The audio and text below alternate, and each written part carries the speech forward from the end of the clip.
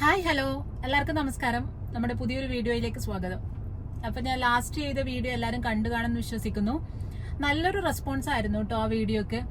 Actually last ചെയ്തിരുന്ന video സ്കൂളിൽ UAE സ്കൂളുകളിൽ ടീച്ചിങ് അല്ലാതെ വേറെ എന്തൊക്കെ പോസ്റ്റിന് നിങ്ങൾക്ക് അപ്ലൈ ചെയ്യാം, വേറെ എന്തൊക്കെ ജോലി സാധ്യത ഉണ്ട് എന്നുള്ളതിനെ കുറിച്ചിട്ടായിരുന്നു ലാസ്റ്റ് ചെയ്ത വീഡിയോ. അതിൽ ഞാൻ മെയിൻ ആയിട്ട് അഡ്മിനിസ്ട്രേഷൻ ജോലിയല്ല പറഞ്ഞത്, ടീച്ചിങ് അല്ലാതെ നമുക്ക് അസിസ്റ്റന്റ് ടീച്ചർ, ലാബ് അസിസ്റ്റന്റ് തുടങ്ങിയ ജോലിയെ കുറിച്ചിട്ടായിരുന്നു കൂടുതൽ ഡീറ്റെയിൽ ആയിട്ട് പറഞ്ഞിട്ടുണ്ടായിരുന്നത്. നിങ്ങൾ ആ വീഡിയോ കണ്ടിട്ടില്ലെങ്കിൽ ഞാൻ ലിങ്ക് ഡിസ്ക്രിപ്ഷനിൽ കൊടുത്തേക്കാം, അപ്പൊ അതൊന്ന് കണ്ടു നോക്കും.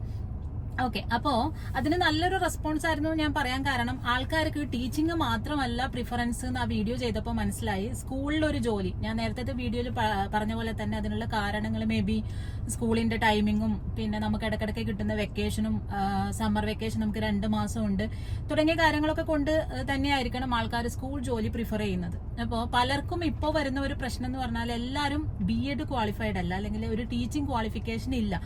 അപ്പൊ UAE ഇപ്പൊ ടീച്ചിങ് ക്വാളിഫിക്കേഷൻ മാൻഡേറ്ററി ആക്കിയിരിക്കുകയാണ്. അപ്പോൾ BEd ഇല്ലാത്തവർക്ക് ടീച്ചിങ് ജോലി കിട്ടാൻ കുറച്ചൊരു ബുദ്ധിമുട്ടുണ്ട്. അപ്പൊ ആ ഒരു സാഹചര്യത്തിലാണ് ആൾക്കാർ കൂടുതലായിട്ടും ടീച്ചിങ് അല്ലാതെ വേറെ എന്തൊക്കെ ജോലികൾ സ്കൂളിൽ കിട്ടാന്നുള്ളതിനെ കുറിച്ചിട്ട് ആലോചിക്കുന്നത്. അപ്പൊ ആ ഒരു വീഡിയോന് കിട്ടിയ മോസ്റ്റ് കമന്റ്സും അസിസ്റ്റന്റ് ടീച്ചർ ജോലിനെ കുറിച്ചിട്ട് കൂടുതൽ ഡീറ്റെയിൽ ആയിട്ട് പറയാനും ആ ഒരു പോസ്റ്റിനോട് ഇൻട്രസ്റ്റ് കാണിക്കുന്ന ആൾക്കാരായിരുന്നു കൂടുതൽ കണ്ടത്. അപ്പൊ ഇന്നത്തെ വീഡിയോ നമ്മൾ ചെയ്യുന്നത് അസിസ്റ്റന്റ് ടീച്ചർ എന്നുള്ള ഒരു പോസ്റ്റിനെ കുറിച്ചിട്ടാണ്. അപ്പൊ ഞാൻ ഈ വീഡിയോയിലൂടെ മെയിൻ ആയിട്ട് പറയുന്നത് എന്താണ് അസിസ്റ്റന്റ് ടീച്ചർ, എന്താണ് ആ ടീച്ചിങ് ആ പോസ്റ്റിന്റെ റിക്വയർമെന്റ്സ്, പിന്നെ എന്തൊക്കെയാണ് അതിന്റെ റെസ്പോൺസിബിലിറ്റീസ്, എങ്ങനെ നിങ്ങൾക്ക് അതിനു വേണ്ടി അപ്ലൈ ചെയ്യാം, എന്തൊക്കെ കാര്യങ്ങൾ ശ്രദ്ധിക്കണം തുടങ്ങിയ കാര്യങ്ങളാണ് വിശദമായിട്ട് ഇന്നത്തെ വീഡിയോയിലൂടെ പറയുന്നത്. അപ്പോൾ ഇതെല്ലാവർക്കും ഹെൽപ്ഫുൾ ആവുമെന്ന് പ്രതീക്ഷിക്കുന്നു. അപ്പൊ നമുക്ക് ഡയറക്റ്റ് വീഡിയോയിലോട്ട് പോവാം അല്ലെ. അപ്പൊ ആദ്യം തന്നെ നമ്മൾ അറിഞ്ഞിരിക്കേണ്ടത് എന്താണ് ഈ അസിസ്റ്റന്റ് ടീച്ചർ എന്നുള്ള പോസ്റ്റ് എന്നതിനെ കുറിച്ചിട്ടാണ്. അപ്പൊ നിങ്ങൾക്ക് ഇതിന്റെ പേര് കേൾക്കുമ്പോൾ തന്നെ അറിയാം, അസിസ്റ്റന്റ് ടീച്ചർ, അതായത് ടീച്ചറിന് ഒരു അസിസ്റ്റന്റ് എന്നുള്ളതാണ്. ഈ ടാസ്കും അത് തന്നെയാണ്, നമ്മൾ ടീച്ചറിനെ അസിസ്റ്റ് ചെയ്യുക. മെയിൻ ആയിട്ട് ഇത് വരുന്നത് പ്രൈമറി ക്ലാസ് റൂമുകളിലാണ്. ഏകദേശം എല്ലാ സ്കൂളിലും കാണും. പ്രൈമറി സെക്ഷനിൽ കുട്ടികളെ മാനേജ് ചെയ്യാനൊക്കെ നല്ല പാടായിരിക്കും. പല തരത്തിലുള്ള, പല കൺട്രീസിൽ നിന്നുള്ള ഡിഫറെന്റ് ടൈപ്സ് ഓഫ് കുട്ടികളാണ് നമുക്ക് ഉണ്ടാവുന്നത്. അപ്പൊ ആ ഒരു ഓവറോൾ ക്ലാസ് മാനേജ്മെന്റിന് ടീച്ചറിനെ ഹെൽപ്പ് ചെയ്യാം. പിന്നെ ക്ലാസ് റൂം ആക്ടിവിറ്റീസിൽ ടീച്ചറിനെ സപ്പോർട്ട് ചെയ്യുക, അറ്റൻഡൻസ് എടുക്കുക, ഇൻ കേസ് ടീച്ചർ ആബ്സെന്റ് ആണെങ്കിൽ ടീച്ചറിന്റെ റോള് റീപ്ലേസ് ചെയ്യുക തുടങ്ങിയ ഫംഗ്ഷൻസ് ആണ് മെയിൻ ആയിട്ട് ഈ അസിസ്റ്റന്റ് ടീച്ചറിന്റെ ഡ്യൂട്ടീസ്. അപ്പൊ നിങ്ങൾക്ക് അറിയാവുന്ന പോലെ തന്നെ ഒരു ക്ലാസ്സിൽ ഒരു 30-35 സ്റ്റുഡൻസ് ഒക്കെ ഉണ്ടെങ്കിൽ അത് കുഞ്ഞു കുട്ടികളൊക്കെ ആവുമ്പോൾ ക്ലാസ് കൺട്രോൾ ഭയങ്കര ബുദ്ധിമുട്ടായിരിക്കും. അപ്പൊ അങ്ങനെയുള്ള ഒരു സമയത്ത് നമുക്ക് അറിയുന്ന പോലെ തന്നെ UAE ഇപ്പൊ teaching mainly activity oriented teaching ആണ്. അപ്പൊ കുട്ടികൾക്ക് നമ്മൾ ഒരുപാട് ആക്ടിവിറ്റീസ് കൊടുക്കുന്നുണ്ടാവും. അപ്പൊ ഇത്രയും ചെറിയ കുട്ടികൾക്ക് അതൊക്കെ സെൽഫായിട്ട് ചെയ്യാൻ കുറച്ച് ബുദ്ധിമുട്ടുണ്ടാവും. പിന്നെ ഒരു സിംഗിൾ ടീച്ചറിന് ഇത്രയും സ്ട്രെങ്ത് ഉള്ള ഒരു ക്ലാസ്സിനെ ഈ ആക്ടിവിറ്റീസിനും കാര്യത്തിനൊക്കെ ഒറ്റയ്ക്ക് മാനേജ് ചെയ്യുന്നതും കുറച്ചൊരു ബുദ്ധിമുട്ടുള്ള കാര്യമാണ്. അപ്പൊ അങ്ങനെ ഒരു കേസിലാണ് ഈ അസിസ്റ്റന്റ് ടീച്ചറിന്റെ ഡ്യൂട്ടി ഇമ്പോർട്ടന്റ് ആയിട്ട് വരുന്നത്. അതായത് കുട്ടികളെ അവരുടെ ആക്ടിവിറ്റിയിൽ, ഫോർ എക്സാമ്പിൾ ചാർട്ട് വർക്ക് ഉണ്ടാവും, കട്ടിങ്, പേസ്റ്റിങ്, പിന്നെ നമ്മൾ ബോർഡ് പ്രിപ്പറേഷൻ തുടങ്ങിയ ആക്ടിവിറ്റീസിൽ കുട്ടികളെ സപ്പോർട്ട് ചെയ്യുക. പിന്നെ അവരുടെ റൈറ്റിംഗും ഒക്കെ സ്കില്ല് ഡെവലപ്പ് ചെയ്യുന്ന ഒരു ഏജ് ആണല്ലോ ഒരു പ്രൈമറി സെക്ഷൻ എന്നൊക്കെ പറയുന്നത്. അല്ലെങ്കിൽ കിൻഡർ ഗാർട്ടനിലും ഈ അസിസ്റ്റന്റ് ടീച്ചറിന്റെ പോസ്റ്റ് ഉണ്ട്. അപ്പൊ കുട്ടികളുടെ ലേണിംഗ് സ്റ്റാർട്ട് ചെയ്യുന്ന സമയമാണ്. അപ്പോൾ അവരെ ഇങ്ങനെ എഴുതാനുള്ള കാര്യത്തിനും റീഡിങ്ങിനും കാര്യത്തിനൊക്കെ സപ്പോർട്ട് ചെയ്യുക. പിന്നെ ടീച്ചറിന് ഒരു ഹെൽപ്പിംഗ് ഹാൻഡ് ആയിട്ട് വർക്ക് ചെയ്യുക. ഇതാണ് മെയിൻ ആയിട്ട് അസിസ്റ്റന്റ് ടീച്ചർ എന്നുള്ള ഒരു പോസ്റ്റിന്റെ റെസ്പോൺസിബിലിറ്റീസ് വരുന്നത്. ഇനി നമുക്കറിയാനുള്ള വളരെ ഇമ്പോർട്ടന്റ് ആയിട്ടുള്ള ഒരു കാര്യം, എങ്ങനെ ഈ ഒരു ജോലിക്ക് വേണ്ടി അപ്ലൈ ചെയ്യാന്നുള്ളതാണ്. അപ്പൊ നിങ്ങൾ നല്ലൊരു CV, ഞാൻ ടീച്ചിങ്ങിന് പറയുന്ന പോലെ തന്നെ നല്ലൊരു CV, അസിസ്റ്റന്റ് ടീച്ചറിന് വേണ്ടിയിട്ടുള്ള ഒരു CV ഉണ്ടാക്കുക. അപ്പൊ ആ CV ഉണ്ടാക്കുമ്പോൾ നിങ്ങൾ എന്തൊക്കെ ശ്രദ്ധിക്കണം? അതിൽ മെയിൻ ആയിട്ട് നിങ്ങളുടെ ടൈറ്റിലിന്റെ താഴെ അസിസ്റ്റന്റ്, നമ്മുടെ ടീച്ചിങ് ജോബിന് കൊടുക്കുന്ന അതേ ഒരു CV നിങ്ങൾ അസിസ്റ്റന്റ് ജോബിന് കൊടുക്കരുത്.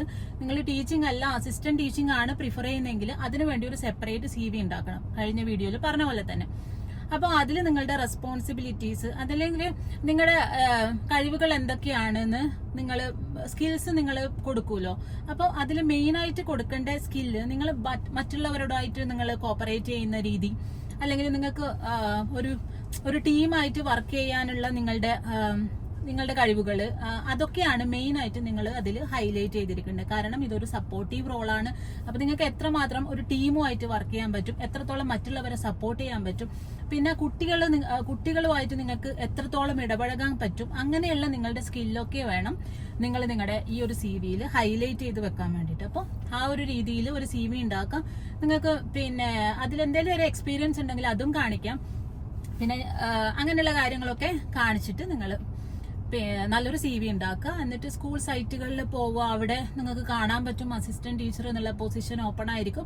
ആ ഒരു പൊസിഷനിൽ പോയിട്ട് നിങ്ങളുടെ CV നിങ്ങൾ ഡ്രോപ്പ് ചെയ്യുക, എന്നിട്ട് ഇന്റർവ്യൂസ് അറ്റൻഡ് ചെയ്യുക. ഇതാണ് ഇതിനു വേണ്ടിയിട്ടുള്ള കാര്യങ്ങൾ. പിന്നെ നമ്മൾക്ക് അറിയാനുള്ളത് എന്തൊക്കെയാണ് ഈ അസിസ്റ്റന്റ് ടീച്ചറിന്റെ പോസ്റ്റിലേക്ക് വേണ്ടുന്ന ക്വാളിഫിക്കേഷൻസ് എന്നുള്ളതാണ്. അപ്പോൾ ഫസ്റ്റ് ഓഫ് ഓൾ ഏതെങ്കിലും ഒരു സബ്ജക്റ്റിലുള്ള ഡിഗ്രിയാണ് ബേസിക് ആയിട്ടുള്ള qualification for assistant teachers. Okay, നേരത്തെ ഇത് +2 ഒക്കെ ആയിരുന്നു. പക്ഷെ ഇപ്പോൾ ബേസിക്കലി നിങ്ങൾ ഏതെങ്കിലും ഒരു സബ്ജക്റ്റിലുള്ള ഡിഗ്രി, അതാണ് നിങ്ങളുടെ ബേസിക് ആയിട്ടുള്ള ക്വാളിഫിക്കേഷൻസ്. പിന്നെ ടീച്ചിങ് ക്വാളിഫിക്കേഷൻ റൈറ്റ് നൗ നിർബന്ധമില്ല, അതിന് ഭാവിയിൽ മാറാം, അത് നമുക്ക് പറയാൻ പറ്റില്ല. ഇപ്പൊ ടീച്ചിങ് ജോബിനാണ് B.Ed ഒക്കെ കമ്പൽസറി ആക്കിയിട്ടുള്ളത്. അസിസ്റ്റന്റ് ടീച്ചറിന്റെ പോസ്റ്റിൽ ഇത് കമ്പൽസറി ആയിട്ടില്ല. പക്ഷേ ഇൻ കേസ് നിങ്ങൾക്ക് TTC അല്ലെങ്കിൽ മോണ്ടിസറി പോലെയുള്ള കോഴ്സുകൾ നിങ്ങൾ ചെയ്തിട്ടുണ്ടെങ്കിൽ, അത് നിങ്ങളുടെ CV-യിൽ ഉണ്ടെങ്കിൽ അത് നിങ്ങൾക്ക് ഒരു പ്ലസ് ആണ്, അതൊരു അഡ്വാൻറ്റേജ് ആണ്. നിങ്ങളെ പരിഗണിക്കാനും ഇന്റർവ്യൂ ചാൻസസ് കിട്ടാനും ഒരു കൂടുതൽ സാധ്യത അതിലുണ്ട്.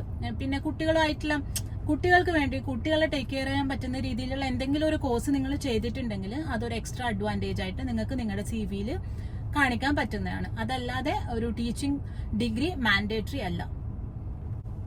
പിന്നെ ഇതിന്റെ ഇന്റർവ്യൂവിനെ കുറിച്ച് പറയുകയാണെങ്കിൽ, നിങ്ങൾ ടീച്ചിങ്ങിന് കിട്ടുന്ന പോലെ തന്നെ ഒരു ഇന്റർവ്യൂ ടീച്ചിങ് അസിസ്റ്റന്റിനും കിട്ടും. പക്ഷെ അവിടെയുള്ള ഒരു ഡിഫറൻസ്, നിങ്ങൾക്ക് ഒരു ഡെമോ ക്ലാസ് ഉണ്ടായിരിക്കില്ല, ആ ഒരു വ്യത്യാസം മാത്രമേ ഉള്ളൂ. അതല്ലാതെ ഇന്റർവ്യൂ പാറ്റേൺ ഒക്കെ സെയിം ആയിരിക്കും.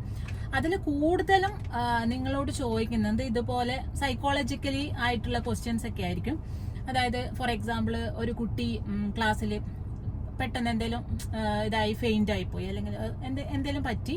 അപ്പോൾ നിങ്ങൾ ഫസ്റ്റ് എന്ത് ചെയ്യും? നിങ്ങൾ ആരെ റിപ്പോർട്ട് ചെയ്യും? അല്ലെങ്കിൽ നിങ്ങൾ തന്നെ പ്രൈമറി ഇത് കൊടുക്കുവോ, അല്ലെങ്കിൽ നിങ്ങൾ റിക്വയർഡ് അതോറിറ്റീനെ അല്ലെങ്കിൽ നേഴ്സിനെ അറിയിക്കുവോ, തുടങ്ങിയിട്ടുള്ള കാര്യങ്ങളുണ്ടല്ലോ, നമ്മൾ ബേസിക് ആയിട്ട് എടുക്കുന്ന കാര്യങ്ങൾ. ആ രീതിയിലുള്ള ക്വസ്റ്റ്യൻസ് ആയിരിക്കണം നിങ്ങൾ എക്സ്പെക്ട് ചെയ്യേണ്ടത്. പിന്നെ നിങ്ങൾക്ക് എത്രത്തോളം സ്റ്റുഡൻസിന്റെ സൈക്കോളജി ഇതാക്കാം, അവരെ എത്രത്തോളം ഒരു ഡിഫറൻഷിയേറ്റഡ് ലെവൽസ് നിങ്ങൾക്ക് ക്ലാസ്സിൽ കാണിക്കാൻ പറ്റും. നിങ്ങൾക്ക് അറിയാവുന്ന പോലെ തന്നെ ഒരു ക്ലാസ്സിൽ 30 സ്റ്റുഡൻസ് ഉണ്ടെങ്കിൽ അത് 30 കാറ്റഗറിയിലുള്ള സ്റ്റുഡൻസ് ഉണ്ടായിരിക്കും. അപ്പോൾ അത്തരത്തിലുള്ള എല്ലാ കുട്ടികളെയും നിങ്ങൾ ഏത് രീതിയിൽ, അതായത് വളരെ ലോ അച്ചീവർ ആയിട്ടുള്ള ഒരു കുട്ടീനെ നിങ്ങൾ ഏത് രീതിയിൽ സപ്പോർട്ട് ചെയ്യും, നല്ല പഠിക്കാൻ ഭയങ്കര മിടുക്കനായിട്ടുള്ള ഒരു കുട്ടീനെ നിങ്ങൾ എത്രത്തോളം സപ്പോർട്ട് ചെയ്യും, അതല്ലെങ്കിൽ ഹൈപ്പർ ആക്റ്റീവ് ആയിട്ടുള്ള കുട്ടീനെ നിങ്ങൾ എത്രത്തോളം ഏത് രീതിയിൽ സപ്പോർട്ട് ചെയ്യും, തുടങ്ങിയിട്ടുള്ള കാര്യങ്ങളായിരിക്കണം ഇന്റർവ്യൂവിൽ മോസ്റ്റ്ലി നിങ്ങൾ എക്സ്പെക്ട് ചെയ്യേണ്ടത്. പിന്നെ എന്തിനാണ് ഈ റോള് എന്നുള്ളത്, ഇപ്പൊ നമുക്കറിയാവുന്ന പോലെ തന്നെ എസ്പെഷ്യലി ചെറിയ കുട്ടികളൊക്കെ എടുക്കുകയാണെങ്കിൽ ചില ക്ലാസ്സുകളിലൊക്കെ നമുക്ക് ഭയങ്കര ഹൈപ്പർ ആക്റ്റീവ് ആയിട്ടുള്ള അല്ലെങ്കിൽ വേറെ എന്തെങ്കിലും അസുഖങ്ങളുള്ള കുട്ടികൾ, അങ്ങനെയൊക്കെയുള്ള കുട്ടികൾ ധാരാളം കാണാറുണ്ട്. നിങ്ങൾ ചിലപ്പോൾ ഷാഡോ ടീച്ചേഴ്സ് എന്ന് പറഞ്ഞിട്ടുള്ള ഒരു കാറ്റഗറി നിങ്ങൾ കേട്ടിട്ടുണ്ടാവും. അതായത് എക്സ്ട്രാ സപ്പോർട്ട് വേണ്ട, എക്സ്ട്രാ നമ്മൾ സ്പെഷ്യൽ നീഡ്സ് ചൈൽഡ് എന്നൊക്കെ പറയില്ലേ, അങ്ങനെ ഒരു എക്സ്ട്രാ സപ്പോർട്ട് ഒരാളുടെ വേണ്ട കുട്ടികളുണ്ടാവും. അപ്പൊ അങ്ങനെയുള്ള കേസിൽ ഷാഡോ ടീച്ചറൊക്കെ ആയിട്ട് ഏതൊരു നമ്മൾ പാരന്റ് നമുക്ക് ഒരാളെ അപ്പോയിന്റ് ചെയ്യാം ആ കുട്ടീനെ ടേക്ക് കെയർ ചെയ്യാൻ വേണ്ടിയിട്ട്, അല്ലെങ്കിൽ സ്കൂള് തന്നെ അത്തരത്തിലുള്ള ഒരാളെ അപ്പോയിന്റ് ചെയ്യും. ഇപ്പൊ എന്റെ സ്കൂളൊക്കെ ആണെങ്കിലും സ്കൂള് തന്നെയാണ് അത്തരത്തിലുള്ള ടീച്ചറിനെ, അതൊരു ഷാഡോ ടീച്ചർ ആയിട്ടല്ല, ആക്ച്വലി അസിസ്റ്റന്റ് ടീച്ചറിന് തന്നെയാണ് ആ ഒരു ജോബ് റോള് പോകുന്നത്. അതായത് അപ്പം എൻ്റെ സ്കൂളിലൊക്കെ എന്ന് പറഞ്ഞാൽ ഇങ്ങനെയുള്ള സ്പെഷ്യൽ കാറ്റഗറിയുള്ള സ്റ്റുഡൻസിനെയൊക്കെ ഏകദേശം അവരൊക്കെ ഒരേ ഡിവിഷനിലേക്ക് മാറ്റിയിട്ട് ആ ഒരു ഡിവിഷനിൽ എല്ലാ പീരീഡിലും ഇപ്പം മാത്സ് ടീച്ചർ ആവട്ടെ, സയൻസ് ആവട്ടെ, ഇംഗ്ലീഷ് ആവട്ടെ, എല്ലാ ടീച്ചറിനെയും സപ്പോർട്ട് ചെയ്യാൻ ഈ ഒരൊറ്റ അസിസ്റ്റന്റ് ടീച്ചർ, നിങ്ങൾക്ക് ഷാഡോ ടീച്ചറായിട്ടും അസിസ്റ്റന്റ് ടീച്ചറൊക്കെ ആയിട്ടും ഈ ഒരാൾ.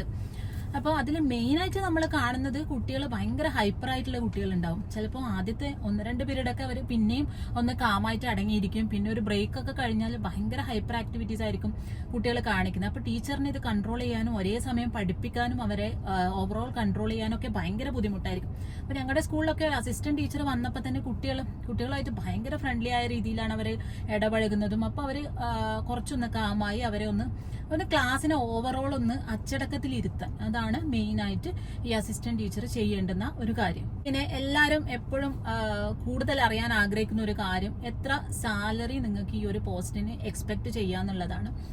അത് ഡിപ്പെൻസ് ആണ്. പക്ഷെ എന്നാലും ഒരു ബേസിക് 3000 സാലറി നിങ്ങൾക്ക് 3000 ദറംസ് സാലറി നിങ്ങൾക്ക് എക്സ്പെക്ട് ചെയ്യാം. അത് സ്കൂൾ ടു സ്കൂള് വേരി ചെയ്യും. ടീച്ചറിന് ഒരുപാട് ഡിഫറൻസ് ഉണ്ടാവില്ല. പക്ഷെ എന്നാലും അതൊരു ബേസിക്, ഒരു സ്റ്റാർട്ടിങ്ങിൽ നിങ്ങൾ ഫ്രഷർ ആണ്, എക്സ്പീരിയൻസ് ഒന്നും ഇല്ലെങ്കിൽ ആ ഒരു ബേസിക് സാലറി നിങ്ങൾക്ക് എക്സ്പെക്ട് ചെയ്യാം. അതിൽ കൂടുതലും കിട്ടും ചില സ്കൂളിൽ. അപ്പോൾ അതാണ് സാലറി പാക്കേജിനെ കുറിച്ചിട്ട് പറയാനുള്ളത്. പിന്നെ ബാക്കി കാര്യങ്ങൾ പറയുകയാണെങ്കിൽ ലീവ്സും കാര്യങ്ങളൊക്കെ ടീച്ചേഴ്സിന് എങ്ങനെയാണോ കിട്ടുന്നത്, വീക്കെൻഡിൽ 2 ലീവ് ആണെങ്കിൽ ആ 2 ലീവ് നിങ്ങൾക്ക് കിട്ടും. ബാക്കിയുള്ള വെക്കേഷൻസും കാര്യങ്ങളും എല്ലാ ലീവും അതുപോലെ ടീച്ചേഴ്സിന് കിട്ടുന്ന അതേ രീതിയിൽ നിങ്ങൾക്ക് കിട്ടും. പിന്നെ വിസയുടെ കാര്യം ചോദിക്കുകയാണെങ്കിൽ പലപ്പോഴും പല വീഡിയോന് താഴെയും കമന്റ് വരാറുണ്ട്, ഈവൻ ടീച്ചിങ് ആണെങ്കിലും വിസ സ്കൂൾ തരുമോ എന്നുള്ളത്. അതും ഡിപ്പെൻസ് ആണ്. എല്ലാ സ്കൂളുകളും വിസ തരാറില്ല. ചില സ്കൂളുകളൊക്കെ ഹസ്ബൻഡ് വിസ ഉള്ള ലേഡീസിനൊക്കെ പ്രിഫറൻസ് കൊടുക്കും. പക്ഷെ മോസ്റ്റ്ലി സ്കൂൾസ് വിസ നിങ്ങൾക്ക് പ്രൊവൈഡ് ചെയ്യുന്നതാണ്.